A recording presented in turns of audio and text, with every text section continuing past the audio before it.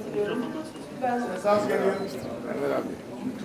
Ben de kendi kültürümü, kendi yöremi, kendi köyümün kültürünü bunun gibi etkinliklerde tanıtmaya çalışıyorum elimden geldiğince. Anadolu kadını, Yörük Türkmen kadını bebeğini doğurur, ninniyle büyütür. Büyütür, askere gönderir, asker türküleri söyler. Gelin alır, kına türküleri, oyun türküleri, anında yaptığı gelin okşama türküleriyle. Cenazesi olur ağıtlarıyla, mutlu günlerinde oyun havalarıyla. Yani ben burada bir hikayesini anlatıp bir ağıt söyleyeceğim şu anda.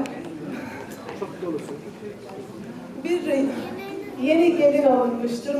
Muhtemelen hikayeden anladığım kadarıyla göç yolu üzerinde, bizim bu İpek yolu üzerinde, Antalya Konya arasındaki.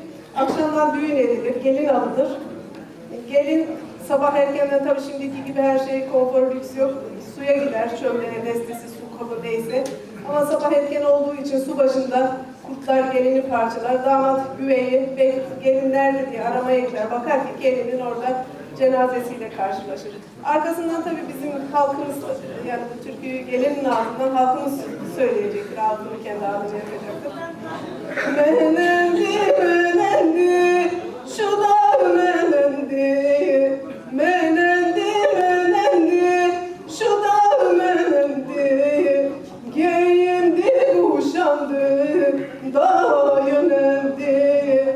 Giyindi, kuşandı, da yöneldi. Mala kelimlerine eltisi bölendi. Mala kelimlerine eltisi bölendi.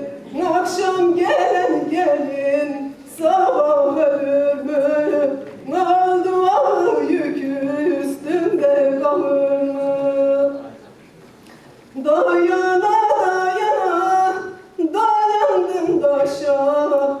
Dayana dayana dayandım daşa.